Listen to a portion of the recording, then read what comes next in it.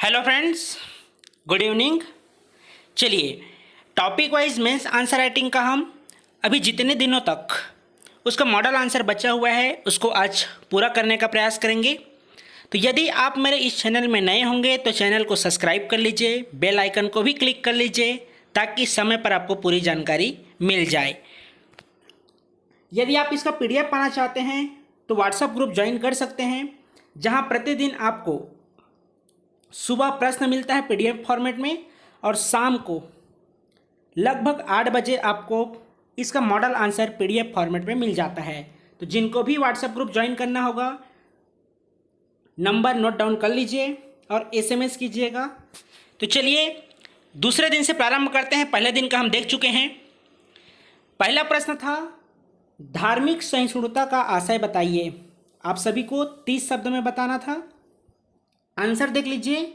धार्मिक सहिष्णुता से आशय है कि अन्य धर्मों के प्रति सहनशीलता का भाव रखना, सभी धर्मों के प्रति विरोध का भाव नहीं रखना, इसके अलावा सभी धर्मों के प्रति आदर भाव का प्रदर्शन करना, यही है आपका धार्मिक सहिष्णुता। आपको 30 शब्द में बताना था। यदि आप प्रश्न का वीडियो देखते होंगे तो लिखे होंगे तो आप अपना कॉपी निकाल लीजिए और मिलान करते जाइए और जहां सुधार की आवश्यकता हो आप वहां नोट डाउन करते जाइए। चलिए दूसरा प्रश्न था धार्मिक असहिष्णुता के कारण बताइए। तो देख लीजिए आंसर 30 शब्द में आपसे पूछा गया था।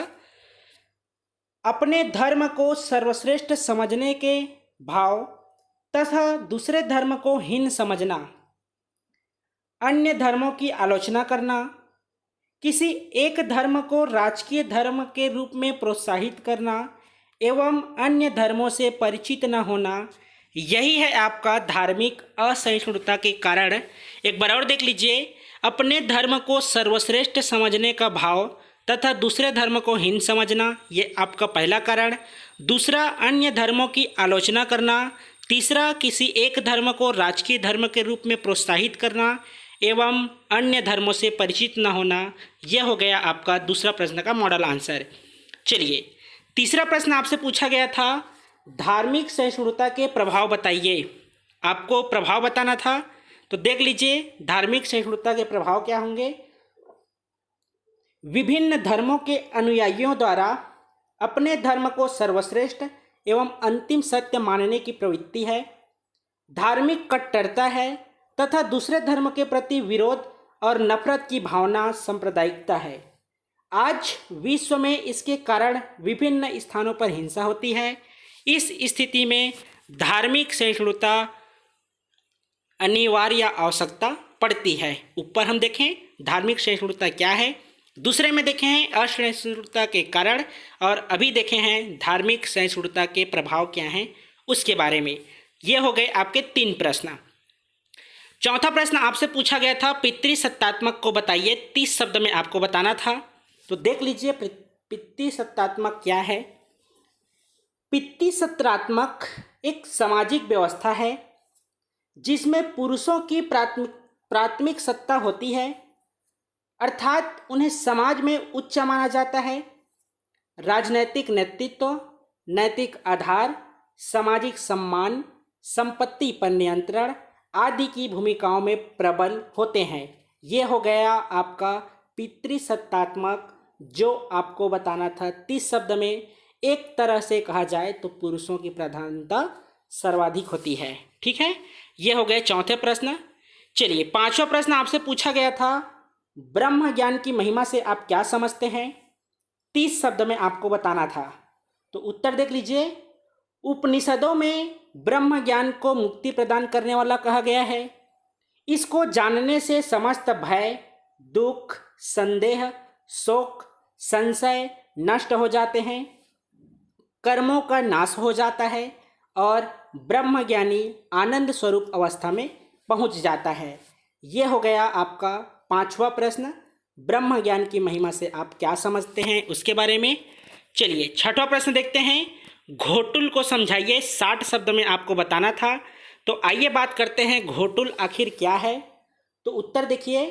मुरिया जनजाति के युवा गृह को घोटुल कहते हैं, जहां सामाजिक तथ्यों और अनुशासन की शिक्षा दी जाती है, जिसके जन्मदाता लिंगोपेन को माना जाता है। यह प्रक्रिया गांव से बाहर एक स्थान में होता है, जहां प्रमुख का चुनाव होता है, जिसमें युवक के मुखिया को सिरेदार, युवतियों के मुखिया को बेलोशा, स्वयं युवक को चेलिक और युवतियों को मोटियारिन कहते हैं। घोटुल के पास होने वाले नृत्य को मांदरी नृत्य भी कहते हैं। तो ये सभी आप प्रीलिम्स में पढ़ते हैं। प्रीलिम्स को ही आप मेंस आंसर राइटिंग में संकलन का काम और सही तरीके से लिखने का प्रयास करते हैं। तो अभी तक आप लोग मेंस आंसर राइटिंग करना प्रारंभ नहीं किए हैं तो शुरुआत कर लीजिएगा। इस प्रश्न का आपको प्रतिदिन पीडीएफ फॉर्मेट में आपको टेलीग्राम से प्राप्त हो सकता है, तो टेलीग्राम ग्रुप ज्वाइन कर लीजिएगा। डिस्क्रिप्शन में नंबर दिया गया है। यदि आप प्रतिदिन मेंस आंसर राइटिंग करना चाहते होंगे, आप लिखे हैं उसका फीडबैक और मॉडल आंसर का पीडीएफ पाना चाहते होंगे, तो व्हाट्सएप नंबर भी दिया गया है। तो डिस्क्रिप्शन में अधिक जानकारी के लिए आप व्हाट्सएप में भी संपर्क कर सकते हैं। इसके अलावा आपको कॉल में भी बात करनी हो तो कॉल भी कर सकते हैं। चलिए, 7वां प्रश्न है, गोत्र क्या है? गोत्र का विभाजन देवताओं के आधार पर कीजिए। तो आंसर देख लीजिए। गोत्र उन लोगों के समूह को कहते हैं जिनका वंश एक मूल पुरुष पूर्वज से अटूट क्रम में जुड़े हैं। इनका नाम प्रायः नदी, पहाड़, पेड़, जानवरों आदि के नाम पर होते हैं। ये होगा आपका गोत्र। आखिर गोत्र क्या है?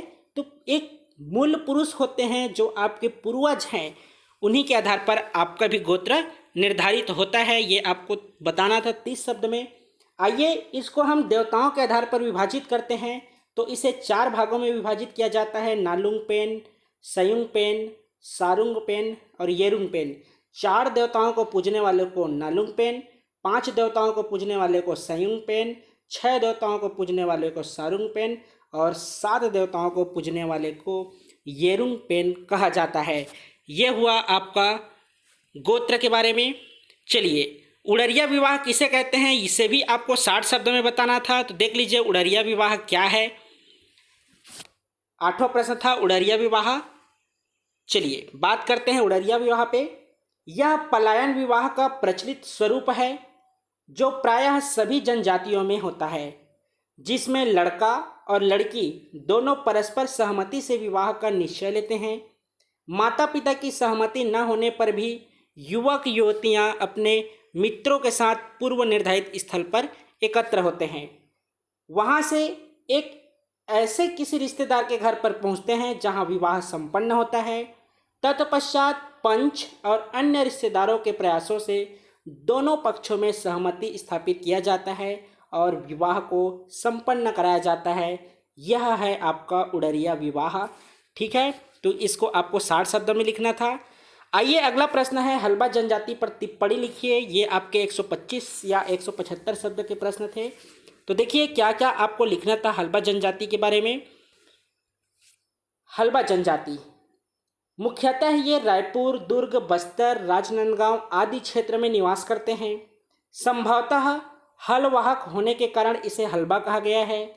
कृषि कार्य एवं चिवड़ा बनाने का कार्य किया जाता है तथा स्वयं की उत्पत्ति महादेव पार्वती से मानते हैं। सामाजिक तौर पर प्रगतिशील जनजाति है एवं शिक्षा का प्रतिशत भी उल्लेखनीय है। इन पर कबीरपंथ का व्यापक प्रभाव है, जिसके कारण मांस मदिरा का प्रचलन नहीं है।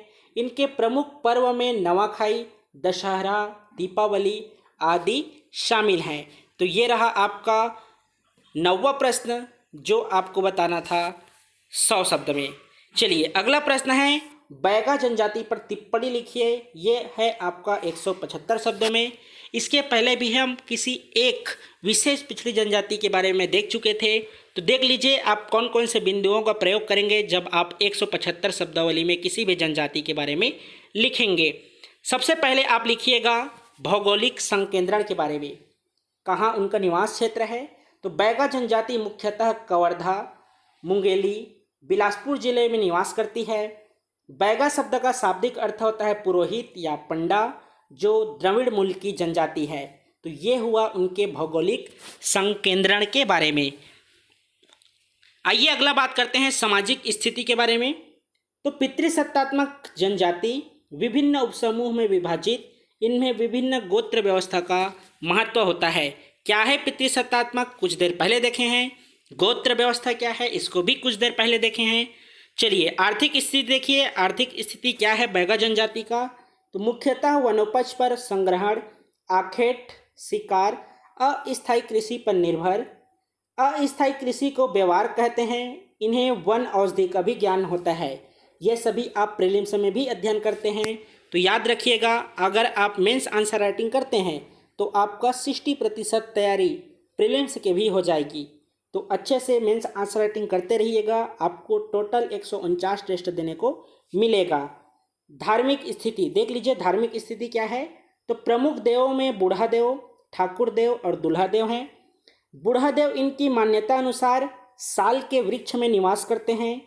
प्राकृतिक आपदाओं से बचने के लिए दूल्हा देव की पूजा की जाती है। ये रहा आपका धार्मिक स्थिति के बारे में। आइए अगला बात करते हैं सांस्कृतिक स्थिति के बारे में। तो हरेली, नवाखाई, दशहरा आदि इनके प्रमुख पर्व हैं।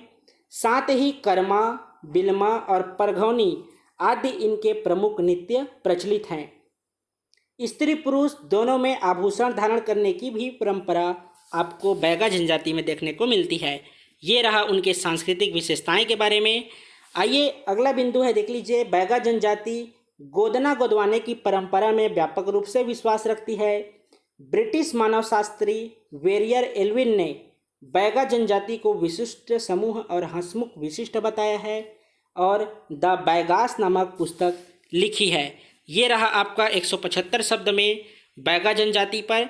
चलिए फिर से आगे बढ़ते हैं हम तीसरे दिन के मॉडल आंसर की ओर।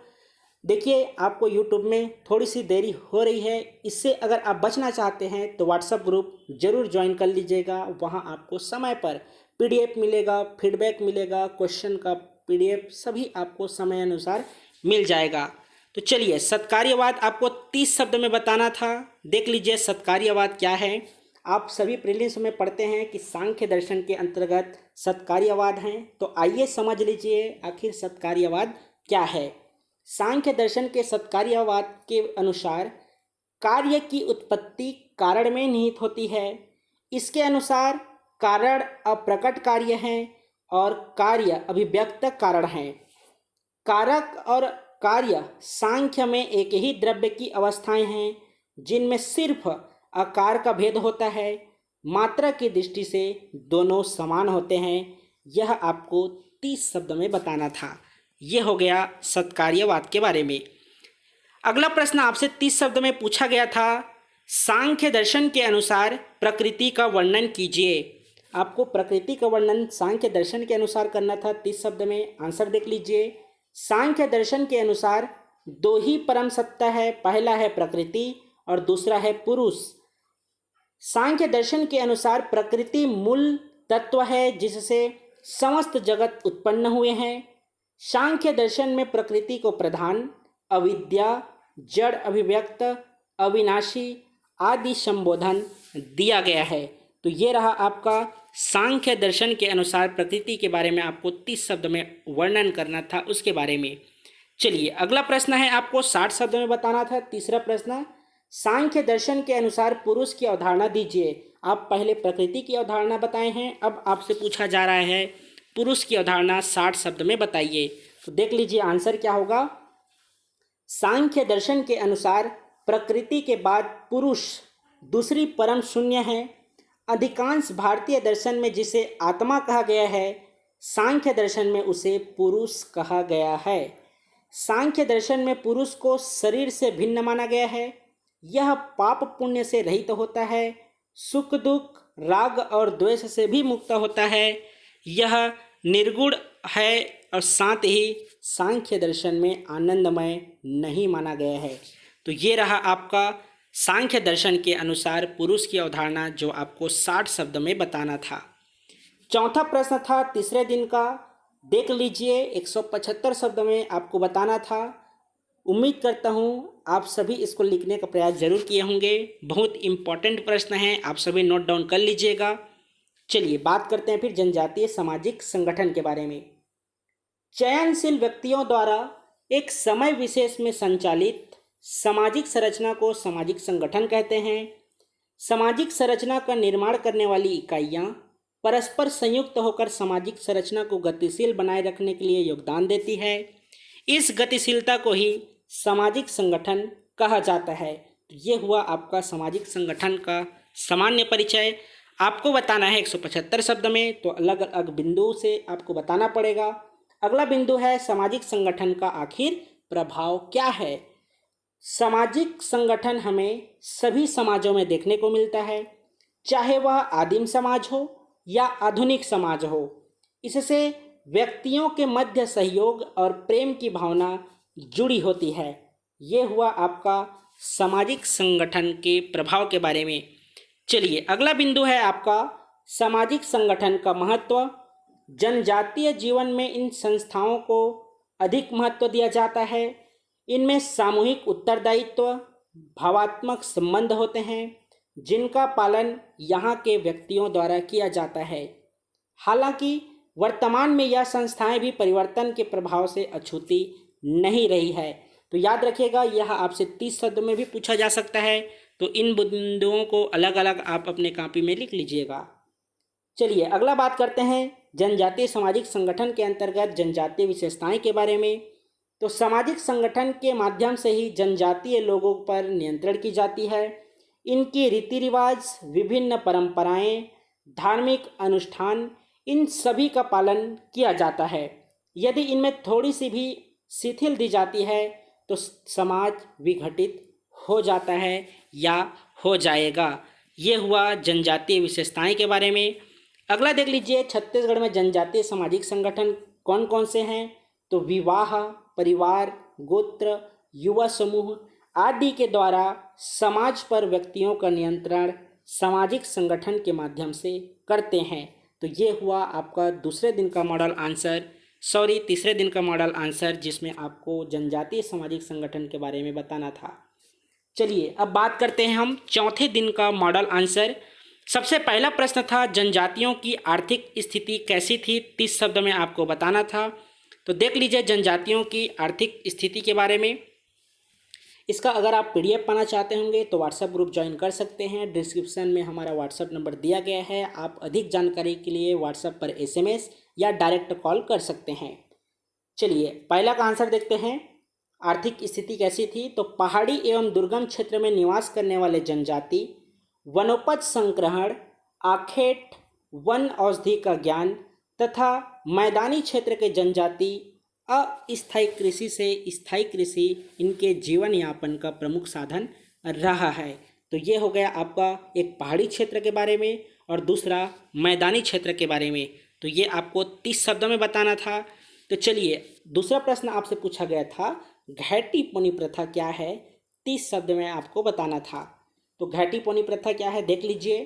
शासक रुद्र प्रताप देव के समय घैटी पौनी प्रथा प्रचलित थी, जिसमें महिलाओं का क्रय विक्रय किया जाता था, जो राजा के आमदनी का एक अन्य साधन था। आप अभी कमेंट बॉक्स में बताइएगा, वीडियो को रोक दीजिए और कमेंट बॉक्स में बताइए कौन कौन से जनजाति में घैटी पौनी प्रथा प्रचलित था जिसमें महिलाओं का क्रय विक्रय किया जाता था। अभी कमेंट बॉक्स में बता दीजिएगा।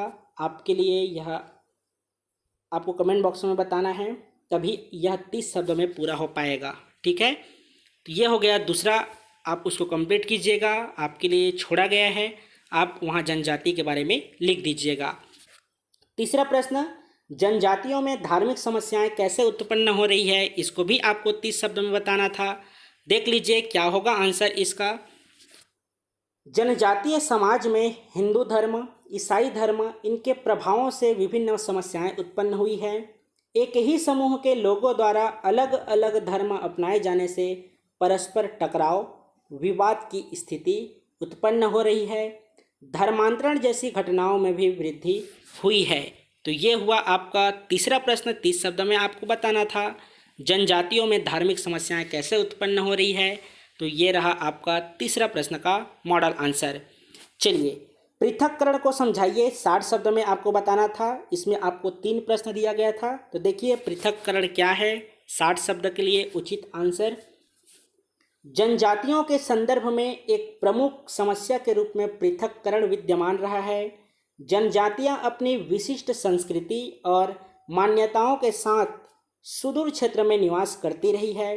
इसे अंग्रेजों ने भी जनजातियों को एक नीति के तहत देश के अन्य क्षेत्रों से पृथक रखा और पृथक्करण की नीति को बनाए रखा। भारत की आज़ादी के बाद भारत सरकार ने कुछ परिवर्तन के साथ पृथक्करण की नीति को जारी रखा और जनजातीय क्षेत्रों को मुख्य धारा से पृथक रखते हुए इन क्षेत्रों में विशेष नीतियां रखे गए। ये आपका हुआ 60 शब्द में पृथक्करण के बारे में। चलिए अगला आपको बताना था प्रवासन के बारे में। इसे भी आपको 60 शब्द में आंसर बताना था। देख लीजिए प्रवासन को 60 शब्द के लिए उचित आंसर। यह जनजातियों की प्रमुख समस्याओं के रूप में विद्यमान है। इसमें जनजातियों अपने मूल क्षेत्र को छोड़कर अन्य क्षेत्र की ओर प्रस्थान करती हैं। मुख्यतः यह 2 कारणों से होता है। पहला है आंतरिक कारक और दूसरा है बाह्य कारक। तो देख लीजिए कौन कौन से प्रवासी हैं। तो प्रवासी क्षेत्रों में असंगठित होने के कारण अनेकों बार जनजातियों को आर्थिक शोषण भी होता है। साथ ही समय समय पर जनजातियों के संदर्भ में बेगार, आर्थिक शोषण, बंधुआ मजदूरी, ये सभी अनेक घटनाएं उनको देखने को मिलता है। तो ये हुआ आपका प्रवासन के बारे में।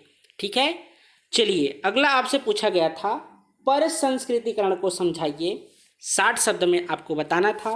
तो देख लीजिए पर संस्कृतिकरण के बारे में। पर संस्कृतिकरण का सामान्य अर्थ है एक सांस्कृतिक समूह द्वारा दूसरे संस्कृति के समूह पर प्रभाव पड़ना। ये आपके पर संस्कृतिकरण है। आइए बात करते हैं श्यामाचरण दुबे के अनुसार क्या है। तो पर संस्कृतिकरण से तात्पर्य उस स्थिति से है जब एक संस्कृति दूसरे संस्कृति के तथ्यों को अपनी इच्छा से या किसी दबाव से ग्रहण करे तो इसे पर संस्कृतिकरण की संज्ञा दी जाएगी। तो ये हुआ आपके पर संस्कृतिकरण के बारे में। आइए अब बात करते हैं जनजातियों में प्रवासन के आंतरिक और बाह्य कारक क्या हैं। अभी आप ऊपर में देखें कि प्रवासन क्या है, अभी देखेंगे आंतरिक कारक और बाह्य कारक क्या हैं उसके बारे में। यह जनजातियों की एक प्रमुख समस्याओं के रूप में विद्यमान है। इसमें जनजातियां अपने मूल क्षेत्र को छोड़कर अन्य क्षेत्रों की ओर प्रस्थान करती है। मुख्यतः यह 2 कारणों से होता है।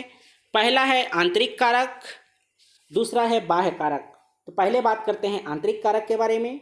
तो आंतरिक कारकों में ऐसे कारण शामिल होते हैं जो जनजातियों को अपने मूल क्षेत्र से बाहर जाने के लिए बाध्य करते हैं। इसमें सामाजिक पिछड़ापन, कमजोर आर्थिक स्थिति, प्राकृतिक आपदा, बेरोजगारी, गरीबी, ऋणग्रस्तता, आर्थिक शोषण आदि प्रमुख हैं।